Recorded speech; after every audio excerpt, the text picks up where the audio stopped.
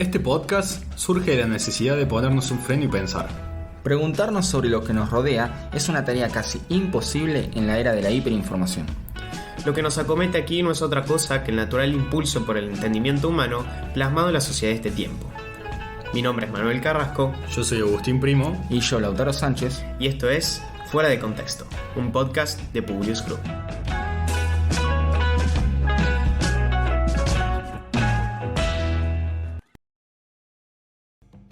Bloquear, denunciar, eliminar. Las redes sociales han hecho de palabras históricamente poco corrientes algo normal en nuestras vidas. El ejercicio de la comunicación masiva ya ha cambiado las relaciones sociales de cada uno de nosotros en diferentes maneras. Si tomamos el aspecto social, debemos hablar de la perturbación de la homofilia. La homofilia es la característica natural de todo ser humano de relacionarse con otro similar a uno. Es muy probable que tus amistades compartan una cierta carga de valores, pensamientos o hábitos con vos. La homofilia es la búsqueda de la comodidad social. Una persona, por ejemplo, que no le gustan los deportes, poco compartirá con un grupo de amigos deportistas. Cada relación tiene su nexo de similitud y nos gusta. Nos sentimos aceptados y comprendidos.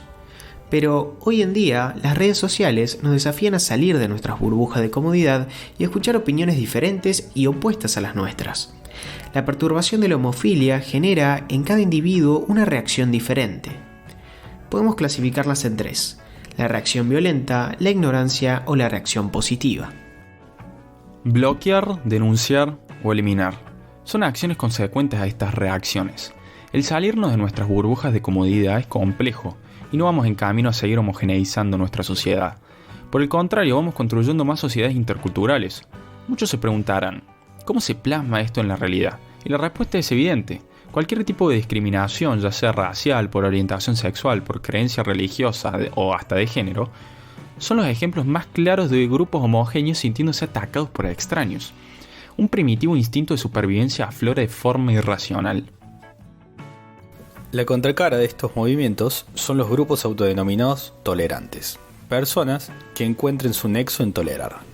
Eligen sus grupos por encontrar en el otro el común denominador de oponerse a cualquier tipo de discriminación. Pero, ¿qué es tolerar? ¿Por qué existe actualmente una guerra de tolerancia? ¿La intolerancia se soluciona en detrimento de la libertad de expresión? ¿Y somos conscientes hoy en día de nuestro poder mediático? Vamos a resolver estas preguntas junto a Manuel Carrasco y Felipe Rindersma. Si vamos a los usos corrientes, observamos que se usa tolerar como sinónimo de aceptación y de consideración. Pero lo cierto es que tolerar viene de tolerantia, vocablo latino que significa soportar o aguantar. Es claramente contradictorio, quien aguanta no necesariamente acepta. Aceptar es una voluntad libre, soportar es resultado de una coacción y de no tener otra opción. Aquí surge la primera dicotomía. Si una persona llama a ser tolerante con su opinión, ¿llama a que acepten su visión o a que la aguanten? Antiguamente se sostenía que tolerar era soportar la existencia de una opinión diferente. Acatar, hacerlas propias y aceptarlas no era necesario.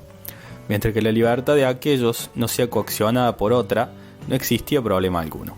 Pero a día de hoy, este valor ha mutado. Cuando alguien llama a que se tolere una opinión determinada, exige que éste la haga suya, coacciona su aceptación. Llevados por este camino, caímos en la cultura actual, en la cultura de la cancelación. Si le damos un par de vueltas al asunto, es claro que la misma no es un invento de nuestro siglo, ni mucho menos de esta generación. La cancelación, o mejor dicho, la nueva censura, es aquella coacción de la verdad grupal sobre una opinión individual. Es la violencia usada contra la palabra, es el desprecio y la marginación social por pensar distinto. Este estado de euforia y movimiento iracundo de las masas hacia un fin que poco tiene que ver con la definición de justicia es promovido por oradores que arengan a los ciudadanos para llenar de execraciones a aquellos que no concuerdan con su discurso. La actual cultura de la cancelación es hija del fascismo italiano o la antigua quema de brujas. Lo particular de esto es que la cancelación es una práctica que se realiza en todo ámbito político y social. No discrimina ideología. Todos, ya sean los discriminadores o los aparentemente tolerantes, utilizan estas prácticas para tratar de imponerse en el ideario popular. ¿Pero de dónde surge esto? Es común observar las interpretaciones a Popper y su paradoja de la tolerancia. Cabe aclarar que Popper entendía la palabra tolerancia como su significado, el de aguantar o soportar. En simples palabras, él plantea que la sociedad posee una tolerancia infinita hacia todo, pero peligra cuando tolera a un intolerante, es decir, cuando tolera a alguien que no acepta o no soporta que existan opiniones ajenas. En ese sentido, Popper plantea que en defensa de las sociedades abiertas se censura al intolerante. Lo curioso es que el uso actual de esta paradoja es mal interpretada por los grupos censuradores. Ellos se basan en esta, pero su premisa es falsa, ya que el intolerante, a los ojos de hoy, no es quien no acepta que existan otras ideas, sino quien piense distinto a mi grupo o a mis valores. Esto nos conduce a una guerra de intolerantes, un constante devenir de ataques mutuos creyéndose que se hace un bien en pos de la seguridad de la sociedad abierta. Todo grupo que defienda una idea va a avalar y solicitar que se censure toda otra que le cuestione o contradiga. Así, terminamos en el mismo lugar que el principio, callando a diestro y siniestro a aquellas que dicen algo que no concuerda con nuestro pensamiento. Toda guerra es mala, y esta no es la excepción. Dejar la puerta abierta a una censura es recibir al náufrago rescatado con un vaso lleno de agua salada. Es un remedio teórico que te sentencia al mismo fin, a la intransigencia. Una sociedad no puede hablar de libertad de expresión si entre ellos viven de anular la libertad del otro constantemente. No es raro advertir que el actual sistema de redes sociales, donde vemos que la cultura de la cancelación reina con todo su esplendor, fomenta ese instinto gregario del ser humano y explota el sesgo confirmatorio. Es tan evidente esta práctica que las empresas de redes sociales invierten millones de dólares al año para desarrollar mejores inteligencias artificiales. Entregan al usuario solo lo que quieren ver y escuchar. Así evita que se sienta la red social como un ámbito incómodo y hace prevalecer en el tiempo el uso de la misma.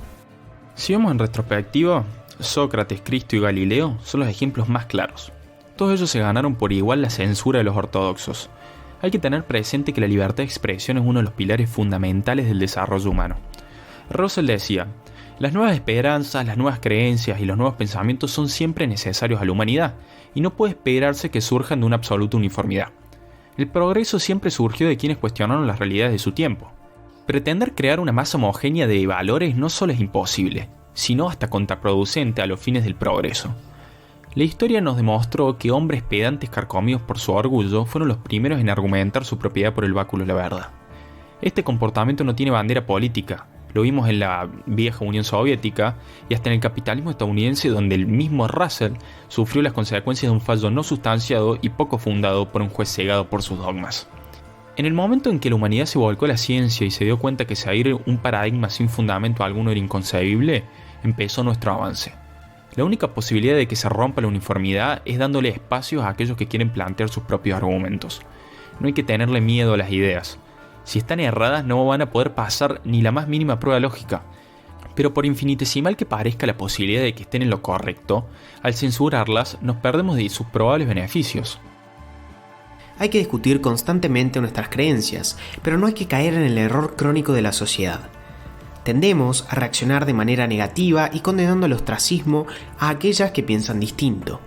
El diálogo, el debate y el constante intercambio de ideas nos va a empujar un poco más hacia la verdad. ¿Somos conscientes del poder que tenemos?